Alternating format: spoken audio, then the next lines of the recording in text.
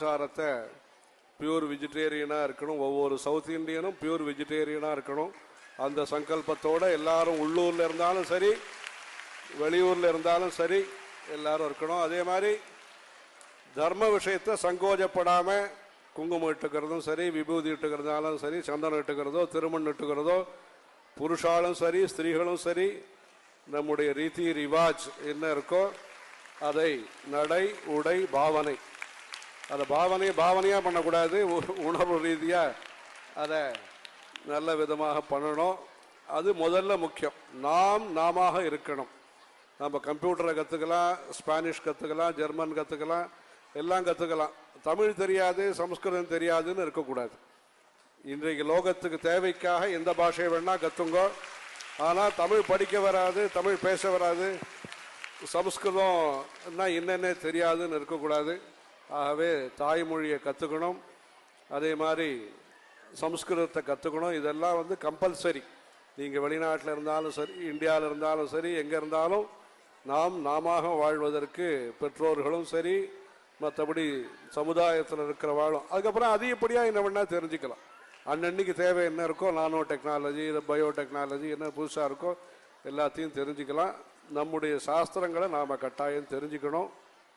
அதே மாதிரி உணவு, அதுலேயும் ஆரோக்கியமான சாத்விகமான உணவை நாம் பழக்கப்படுத்திக்கணும். அதே மாதிரி உணர்வு, அப்பா அம்மா, தாத்தா பாட்டி, உறவுக்காரா, கிராமங்கள், குலதெய்வம், அந்த மாதிரியான விஷயங்களையும் மறக்காமல் எல்லாரும் அவருடைய கிராமத்தை, நீங்கள் போய் டெல்லி, பம்பாய் பார்க்குறதோ, வாஷிங்டன், நியூஜெர்சி பார்க்குறதோ அதெல்லாம் ஒரு பக்கம். உங்களுடைய சொந்த கிராமத்தை, தஞ்சாவூரோ, நார்த் ஆர்காடோ, திருநெல்வேலியோ, எங்கேருந்து வந்திருக்கீங்களோ, கேரளாவோ, பாலக்காடோ, எந்த ஊர்லேருந்து வந்திருக்கீங்களோ அந்த ஊருக்கு அவசியம் ஒரு தடவை போய் அங்கே இருக்கிற ஜனங்களுக்கும் ஏதாவது நீங்கள் எல்லாரும் சேவை பண்ணி குலதெய்வத்தை எல்லாத்தையும் பார்த்துண்டு, அந்த மாதிரி ஜனனி ஜென்மபூமிஷ்ட ஸ்வர்காதபி கரியசி, தாயும் தாய் பூமியும். இப்போ தான் ரொம்ப வருஷம் கழித்து ஜென்மபூமிங்கிறது ரொம்ப ரொம்ப பிரசித்தமாயிருக்கு. அந்த ஜென்மபூமிங்கிறது என்னன்னு நம்ம சொல்ல வரோன்னு உங்களுக்கு தெரிஞ்சிருக்கோம். யாருடைய ஜென்மபூமிங்கிறதும் உங்களுக்கு தெரிஞ்சிருக்கும். உங்களுடைய ஜென்மபூமியை நீங்கள் மறக்காமல் அந்த இடத்த, மூதாதையர்களுடைய இடத்த நீங்கள் எல்லாரும் போய் பார்த்து அந்த மாதிரி நம்முடைய தேசபக்தியோடையும் தெய்வ பக்தியோடையும் இந்த மாதிரி நல்ல காரியக்கிரமங்களை நீங்கள் தொடர்ந்து செய்யறதுக்கு உற்சாகத்தோட சங்கல்பம் எடுத்துக்கணும். பிளட்ஜுன்னு ஒரு ஸ்கூல்லலாம் சொல்கிறாங்க. அது சிவ பூஜையினுடைய கௌரவம். அதனாலதான் நித்தியம் பஞ்சாயத்தனத்துல பெருசா இல்லைன்னா கூட எல்லாம் சுயம்புவா சின்ன சின்னதா இருக்கும். அதை வச்சு ஒரு பூஜையை பண்ணி விடுறது. ஜீவன் முக்தாளான சந்திரசேகர பாரதி மகாசுவாமி முதற்கொண்டு நித்தியம் பூஜையை விடல. இன்னைக்கு நம்ம மகா சன்னிதானம் பண்ணிட்டு இருக்கார்.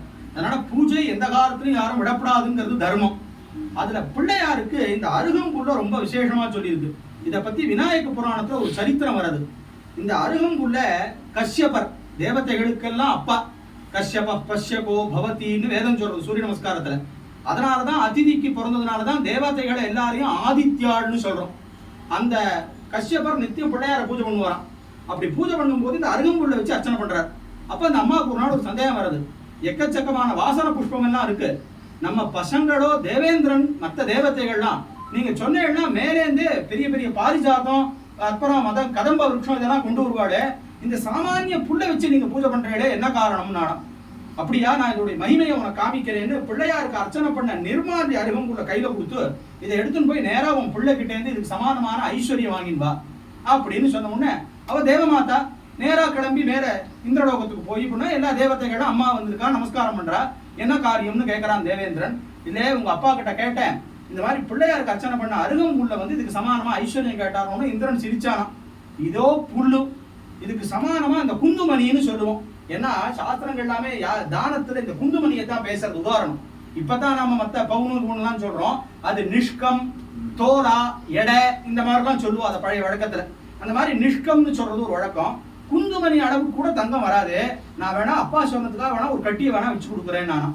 இல்ல அவர் சொன்னதுதான் நீ செய்யணும், இதை வச்சு நீ ஆள அப்படின்னா உடனே ஒரு தராசில இந்த அருகம்புல்லையும் வச்சுட்டு பக்கத்துல அவன் என்ன பண்ணா, ரொம்ப சிரிச்சுண்டு சும்மா ஒரு சாமான்யமா ஒரு தக்கத்தை வச்சானான்.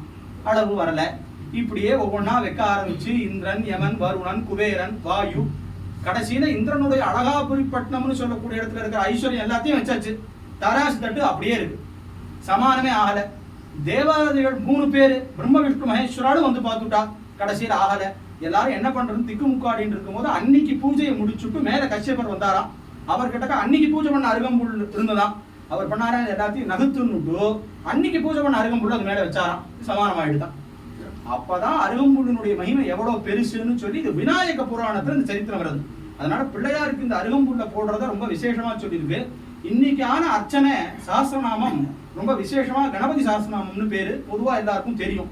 இந்த சாஸ்திரநாமத்துக்கு என்ன விசேஷம்னா, பாஸ்கர ராயருங்கிற மகான் ஸ்லோக ரூபமாவே ஒரு அர்த்தம் எழுதியிருக்கார், பாஷ்யம். அதற்கு பெயர் கத்யோதம்னு பேர். கத்யோதம்னா மின்மினி பூச்சின்னு அர்த்தம். சூரியனுக்கு முன்னாடி மின்மினி பூச்சியினுடைய ஒளி எந்த மாதிரியோ அந்த மாதிரி மகா கணபதிங்கிற சூரியனுக்கு முன்னாடி நான் எழுதின பாஷ்யம் அப்படின்னு சொல்லியிருக்கார், ஸ்லோக ரூபமா எழுதியிருக்கார். இந்த சாஸ்திரநாமத்துக்கு என்ன ஒரு பெரிய விசேஷம்னா, பின்னாடி சொல்றார் பரஸ்ருதியில, படிதம் பாட்டிதம் சர்ச்சிதம் ஸ்ராப், எல்லா புராணத்திலையும் கேடு புண்ணியம் சொல்லியிருக்கும். ஆனா இந்த மகாகணபதி சாஸ்திரநாமத்தை பத்தி பேசினாலோ, இப்படி மகாகணபதி சாஸ்திரநாமம்னு ஒண்ணு இருக்குன்னு சொன்னாலோ, இந்த சாஸ்திரநாமத்துல என்ன வார்த்தை எல்லாம் இப்படி வரதுன்னு சொன்னாலே புண்ணியம்னு இருக்கு சாஸ்திரநாமம். அந்த சாஸ்திரநாமத்தினால இன்னைக்கு பிள்ளையாருக்கு அர்ச்சனை, மூல மந்திர நாமார்ச்சனையினால அர்ச்சனை. இந்த நாம மந்திரம் உபனிஷத்துல வருது, அதுக்கு லட்சணம் உபனிஷத் கொண்டு போய் சொல்றது. அகாரோ மத்தியம ரூபம் அனுஸ்வாரச்சாந்திய ரூபம் பிந்து உத்தர ரூபம் நாத சந்தானம் சகுன்ஹிதா சந்தி சைஷா கணேச வித்யா. இது கணேச வித்யேன்னு பேரு. அதர்வ சிரசிலே கொண்டு போய் இந்த உபனிஷத்துல இந்த நாமாவை பத்தி பேசுறதுனால அதை வச்சு பகவானுக்கு விசேஷமான இன்னைக்கு ஒரு அர்ச்சனை. இந்த சஹஸ்ரநாமம் ஒரு கட்டு செட்டா இந்த தூர்வா நிறைய வந்து பண்ண அர்ச்சனை, இதெல்லாம் பகவானுடைய அனுகிரகத்துக்கு ஒரு பெரிய விசேஷம். ஒரு மேல மேல நமக்கு ஸ்ரத்தையும் ஆச்சாரியாட்ட பக்தியும் இன்னும் கோபாலனுடைய கைங்கரியம் ஊருக்கான க்ஷேமம் இன்னும் மீதி எல்லாத்தையும் கொடுக்கட்டும். அதனால இந்த அருகம்புல்லுக்கு அவ்வளவு மகிமைங்கிறது தெரிஞ்சுக்கணும். இப்ப என்னமோ டாக்டர்லாம் சொல்றாடா அந்த ஜூஸ் எல்லாம் சாப்பிடுறதுன்னு சொல்லி நிறைய இடத்துல எல்லாம் பண்றாடாம். நம்ம பெரியவா அந்த காலத்துல அருகம்புல், பில்வம், துளசி இது போட்டு ஒரே ஒரு தீர்த்தம் இது குடிச்சுட்டாலே சர்வரோக நிவாரணியா இருந்தது. அதனால சிவ பூஜை பண்ணணும், பஞ்சாயத்தன் பூஜை அவசியம் ஆத்துல வச்சுக்கணும், பிரம்மயஜமாவது இருக்கணும் அப்படிங்கிறது இதுல இருந்து நமக்கு தர்மம் தெரியறது. அதை தான் பகவான் நமக்கு நிறைய கொடுக்கட்டும். ஹர நம பார்வதி பதயே.